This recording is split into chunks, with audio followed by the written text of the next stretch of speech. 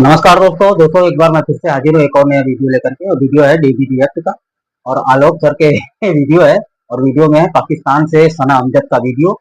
और क्या है कि बांग्लादेश में कुछ ज्यादा ही बवाल मचा हुआ है ट्रेड को लेकर के। तो इंडिया ने स्पेयर पार्ट्स को बंद कर दिया है, ट्रेड बंद कर दी है।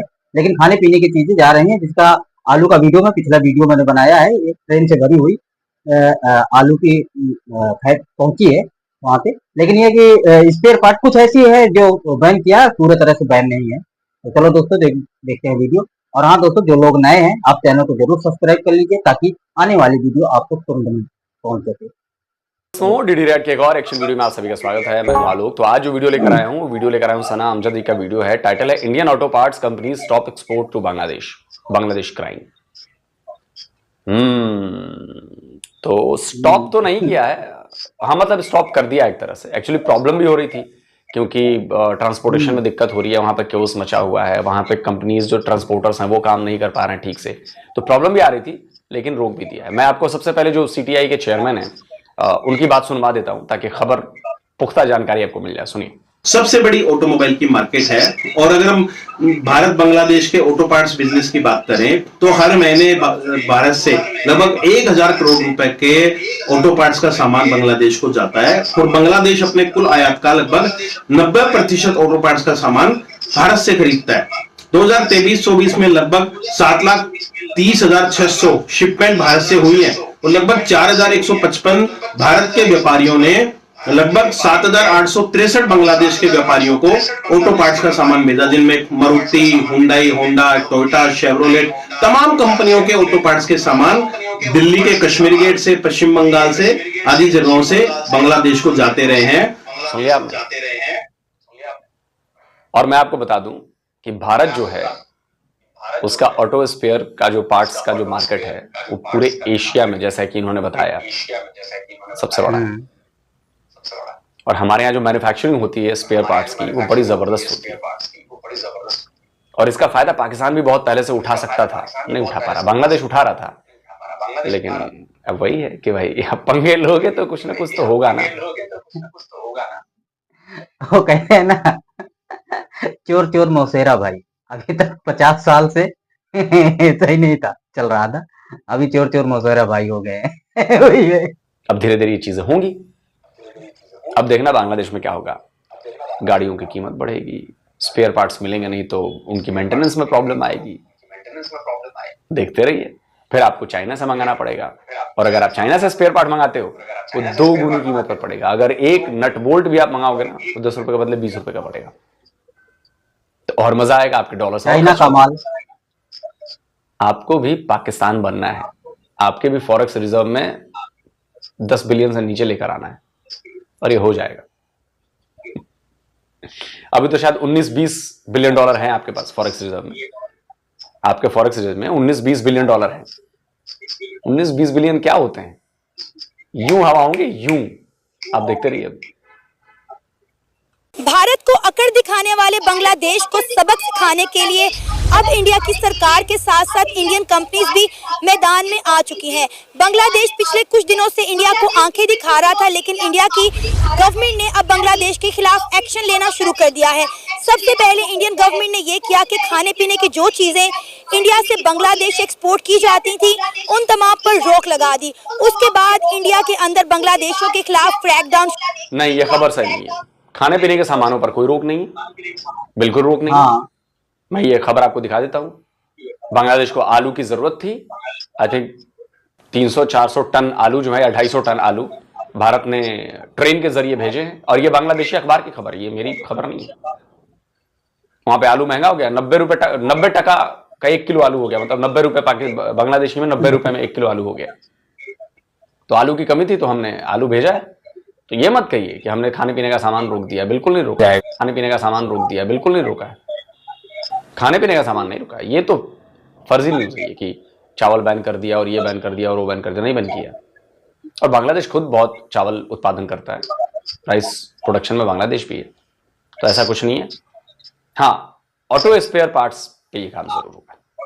लॉकडाउन शुरू हो गया, वो बांग्लादेशी जो गैर कानूनी तौर पर इंडिया के अंदर रह रहे थे उनकी पकड़ धकड़ शुरू कर दी गई। लेकिन अब जो इंडिया की ऑटोमोबाइल कंपनीज हैं, ऑटो पार्ट कंपनीज हैं, वो भी बांग्लादेश से काफी नाराज नजर आ रही हैं।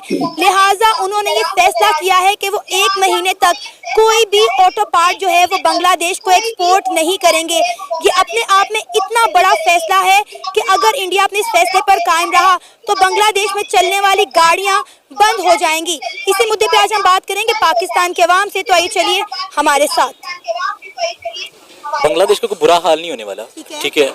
एक मुल्क के लिए अगर इंडिया नहीं दे रहा तो उसमें उसका लॉस है, ठीक है। उसके लिए और बहुत सारे रास्ते खुल सकते हैं। अगर ये कहे कि शेख हसीना वाजिद चली गई है तो उसके बाद इंडिया सिर्फ उसी के साथ ही चल रहा था, तो ऐसा कभी नहीं हो सकता।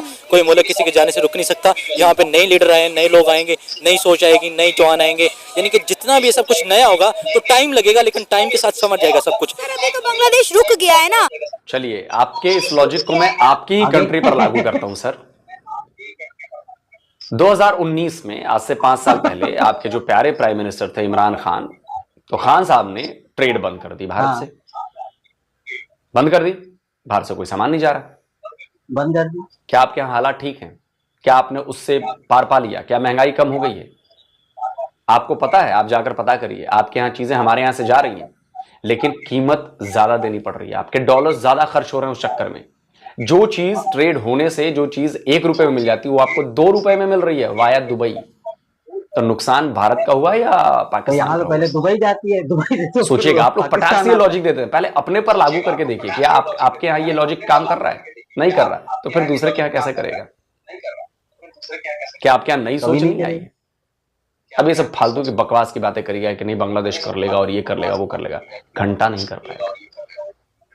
जब आप नहीं कर पाए, 5 साल हो गए, कैसे आलू प्याज खा रहे हैं आप? आटा कैसे रुपए किलो खा रहे हैं? गैस कैसे रुपए किलो, कैसे सिलेंडर आ रही है आपके पास? कितने का आ रहा है? आइडिया है कुछ? तेल कैसे लीटर आ रहा है आपके यहाँ? खाने का तेल आइडिया है कुछ? आज से 5 साल पहले और 5 साल में फर्क दिखा आपको? ज्ञान देने तो चले आते हैं लेकिन नॉलेज ढेले भर की नहीं है ना। देखिए, हम बात करें तो अगस्त के महीने में 5 अगस्त 2024 को शेख हसीना वाजिद की जो कहले हुकूमत थी उसका तख्ता पलट गया था, लेकिन आज तक जो है बांग्लादेश एहतजाजों की आग में क्यों जल रहा है? फिर इसकी सबसे मेन रीजन यही है कि जिसने मुल्क हमारा पाकिस्तान तोड़ा था ना, उनके मुंह पे तमाचे बज रहे हैं, आज उन्हीं के पुतले जलाए जा रहे हैं। जिन्होंने मुल्क तोड़ने की बातें करते हैं, आज उनके मुंह पे थप्पड़ बज रहे हैं। और उसका सबसे बड़ा रीजन यही है। अगर ये कहें कि प्याज नहीं मिल रहे, टमाटर नहीं मिल रहे या कुछ नहीं मिल रहा, तो उसके लिए और बहुत सारे कंट्रीज पड़े हैं। जैसे उनका अभी वो बांग्लादेश की बात कर लें तो बांग्लादेश पाकिस्तान की तरफ देख रहे हैं, तो पाकिस्तान ऑलवेज उसके साथ खड़ा होगा। मुझे जहां तक कहना चाहिए कि पाकिस्तान के जो लीडर हैं वो इस चीज को कभी ठुकराएंगे नहीं, वो बल्कि उसका साथ देंगे और उसको अपने साथ खड़ा करेंगे। तो क्यों खड़ा होगा पाकिस्तान बांग्लादेश के साथ? क्या हम 1971 की वॉर भूल गए हैं? क्या हम 93,000 का जो ताना हमें इंडिया मारता है, क्या हम वो भूल गए हैं? क्या हम भूल गए कि कैसे बांग्लादेश ने मशरकी पाकिस्तान से बांग्लादेश? हाँ, मैं तो वही बात कर रहा हूँ ना कि आपकी जब सबसे बड़ी चीज है वो भूल गई नहीं गई, उसके रीजन जिन्होंने तोड़ा था वो तो तोड़ के खत्म हो गया। अब नई यूथ आई है, नए लोग आए, नया कुछ करेंगे, कुछ बड़ी चीज सोचेंगे। ये नहीं होगा कि जैसे हमारे ये छोटे मोटे इख्तलाफात होते हैं उसमें नया मुल्क तोड़ा नहीं जाता, बल्कि उसका हल निकाला जाता है। अरे भाई साहब, नए तो आप लोग भी थे। क्यों IMF के पास जाना पड़ रहा है? क्यों चाइना के पास जाना पड़ रहा है? क्यों सऊदीया के पास जाना पड़ रहा है? नए तो आप भी थे। मुल्क तोड़ने की बात नहीं की जाती, उसके साथ चलने। नए युवा आए हैं, नए लोग आए हैं, नई सोच आई है। पाकिस्तान में कुछ नया आया? आप कर पाए? आप मिसाल बने? वही तो मैं बोल पहले रहा हूँ। खुद तो करके दिखाओ जनाब, बाकी बात ये करेंगे वो करेंगे। मालदीव्स के लिए भी आप लोग यही कह रहे थे, अफगानिस्तान के लिए भी आप लोग यही कह रहे थे। हाँ। आप लोग की अकल नहीं इतनी सी है, दूर का गेम नहीं समझते हो आप लोग। अभी भी आप बांग्लादेश वाले मामले में दूर का गेम नहीं समझे हो। जब रिजल्ट आएगा ना, तो वही तो मैं इनको बोल रहा हूँ ना, नए तो ये लोग क्योंकि आपको आंसर लाने का प्रोसेस नहीं पता। जब रिजल्ट आ जाएगा तब आपको समझ में आएगा, शिट ये क्या हुआ। देखते चलिए। साथ चलने की बात की जाती है। अगर हम चल सकते हैं तो हम चलेंगे। अगर मीडिया को हमने टमाटर चाहिए तो कुछ भी चाहिए तो मेरा ख्याल है कि हमारे हुक्मरान को, हमारे लीडरान को उनको देना चाहिए और यही मैं रोका सकता हूँ। दे रहे हैं, हमने उन्हें चीनी जो है काफी बड़ी तादाद में जो है एक्सपोर्ट की है, लेकिन बात यह कि हम इस हालत में नहीं है कि हम किसी दूसरे मुल्क की मदद कर सके। अभी तो हमें खुद मदद की जरूरत है। फिर बांग्लादेश हमारी तरफ क्यों देख रहा है? कहानी तो यही है, चोर चोर मौसेरा भाई। हम तो डूबेंगे सनम, तुम्हें भी ले डूबेंगे। कहानी वही है। हम तो खुद जो है दूसरे ममालिक की तरफ देखते हैं, यूरोप ममालिक की तरफ देखते हैं, IMF की तरफ देखते हैं। हमारा मुल्क एक ज़रूरी मुल्क है, उसके लिए जो चीज़ बांग्लादेश को चाहिए वो उनको अवेलेबल होगी। हमारे मुल्क में ऐसी कोई सी इंडस्ट्री नहीं है जो वो नहीं कर सकते। हमारा मुल्क को अगर एक्सपोर्ट के मौके मिलते हैं तो वो ज़रूर करेगा और उसको पिक करेगा।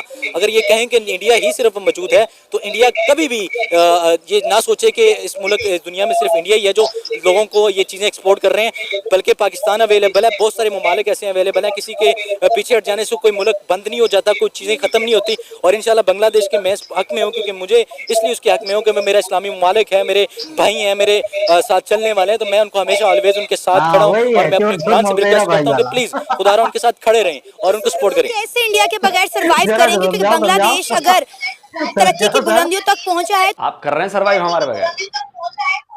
आपके यहाँ टमाटर क्यों इतने महंगे मिल रहे हैं? ज़रूरी मुल्क है ना। आपके यहाँ प्याज इतने महंगे क्यों मिल रहे हैं? ज़रूरी मुल्क है ना। आपके यहाँ वीट इंपोर्ट क्यों करनी पड़ रही है? ज़रूरी मुल्क है ना। बोल रहा, आप ही समझाओ। कभी सोचा इस बारे में? और आप हमारे बगैर नहीं चल सकते। तो 264 स्क्रीनशॉट लगा रहा हूं, $264 मिलियन का सामान आपने पिछली बार हमसे क्यों खरीदा है? सब कुछ होने के बाद वाया दुबई। शर्म नहीं आती आप लोगों को बोलते हुए?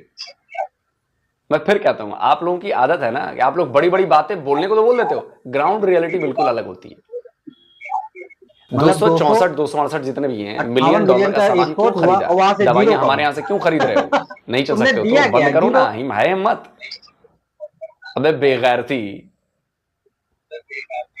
बंद कर देना।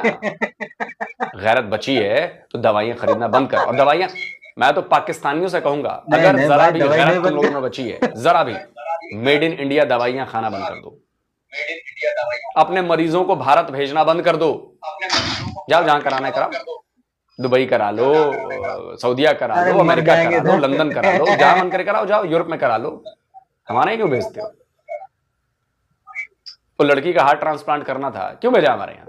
कराओ ना जाके वहां पर। सारी ये हवा हवाई बातें ना, पट्ट से नंगे हो जाओगे, एक्सपोज हो जाओगे फटाक से, निकल जाती। इस्लामी मुल्क है बांग्लादेश। कोई बात नहीं। पहुंचा है तो उसमें इंडिया का बहुत बड़ा हाथ रहा है।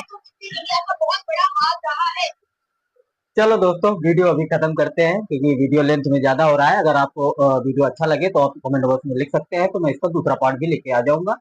और दोस्तों, तो देखा आपने यहाँ पे प्रॉब्लम बांग्लादेश और इंडिया को लेके हो रही है, और हड़कंप मचा हुआ है पाकिस्तान में। वो क्या है ना, चोर चोर मौसेरा भाई, मैं कई बार बोल चुका हूँ ये चीज।